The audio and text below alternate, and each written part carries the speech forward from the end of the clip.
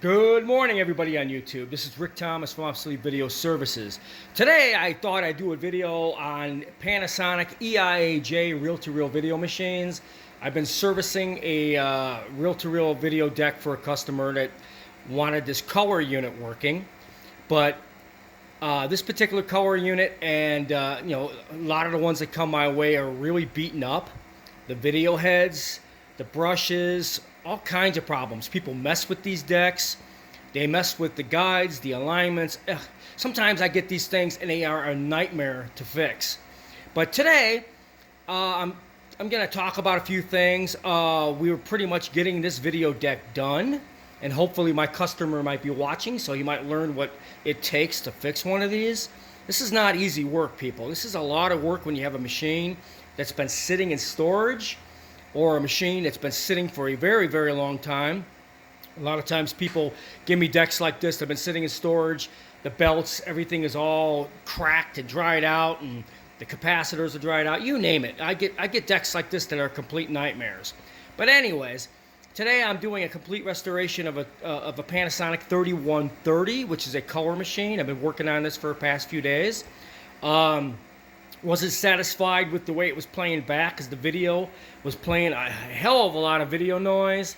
But now we're getting some really steady video and clean video, very little dropouts in the tape from a test tape that I'm using, so I know my fixes are actually working. All right, I contacted a customer and I told him, I said, the video head on this unit is got a problem. A lot of times the brushes are bad as well. But this particular video head on this unit was really worn out. Lots of hours on it, lots. And a lot of times that creates a lot of video noise, or it looks like a lot of dropouts in the tape when you're trying to play it back. Usually it has to do with sometimes the heads are getting clogged, but generally it's because the video heads are getting so worn out that they can't make great contact. So I contacted the customer, told him, the video head on this thing or the drum should be replaced. I didn't have a video head drum that would be suitable for this, that had good head life on it. I don't like giving customers stuff that, if it's not going to really work that well, something out of my parts if it's, old. So basically I contacted him and I said, look, it's going to need a new video drum with some a new video head. There's issues with the video head on this unit. So as I know these machines very, very well, they happen to tell me, hey, we got a Panasonic 3020, which is a black and white unit, which they sent me, and I got it on the floor here in a million pieces, but this is the Panasonic Nv-3030. It's just a black and white unit. It's common unit. These are not really rare. So I pulled the video drum out of this, the entire drum, because they are interchangeable. Most people don't even know several of the Panasonic models, the entire drum is interchangeable. So you have to weigh it out. Okay, you got a black and white machine here, which really doesn't have much value, but you got a Panasonic color machine, and these are very high value decks. Okay, so what do? If you have a parts machine such as that, which is what they gave me, voila. That video head drum is an exact match. I installed it, did all the alignments on it, and voila, we are now getting good, clean video out of it. It shows you that if you know how to troubleshoot these things, you could figure out the issue. But that wasn't the only issue with this deck. The audio control head contacts, where the wires connect to the audio control head, were getting kind of funky. And that was also causing the tracking to kind of jump and stop here and there, and just, it would just trickle up and trickle down, like it wasn't making good contact. Usually, if the head isn't worn out, the contacts on the audio control head, you need to resolder those and make them clean again to get good contact. That usually fixes that issue, which it did. And then on this unit, it had a bad skew. So I had to fix the spring and the alignment on the skew, because the skew wouldn't work at all. This machine took a beating over the years, and it just was really kind of on its last legs of being wore out.